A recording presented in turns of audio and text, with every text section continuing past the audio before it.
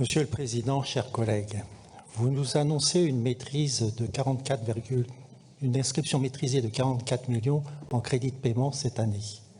Contrairement à vos pratiques des années antérieures qui consistaient à faire le budget supplémentaire en octobre en nous laissant aveugles sur la situation de la région pendant la quasi-totalité de l'année, vous nous proposez ce budget supplémentaire en même temps que la présentation du compte administratif. Ça, c'est un point positif.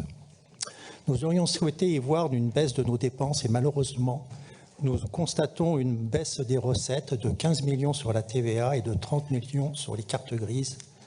Vous devriez pourtant savoir que les prévisions du gouvernement n'engagent que ceux qui y croient.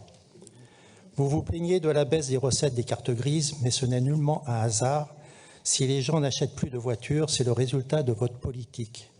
Entre les multiples taxes sur les carburants, dont votre TICPE, Grenelle, l'abaissement des limitations de vitesse à 80 km à l'heure et votre refus de rénover les routes, les automobilistes font l'objet d'une véritable persécution.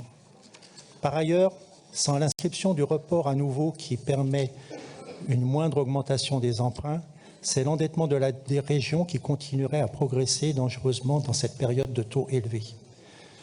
Vous nous annoncez par ailleurs 44 millions d'autorisations de programme pour 3 nouvelles rames.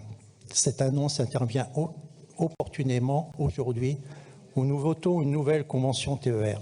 Cela ressemble à un gage de caution maladroit envers ceux de votre majorité ou dans l'opposition qui refusent votre convention. La tendance de ce budget complémentaire laisse mal augurer de l'avenir des comptes de la région.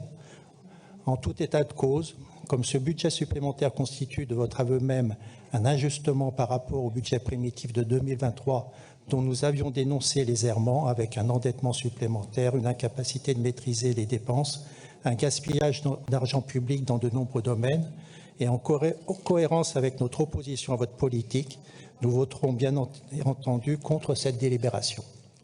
Merci.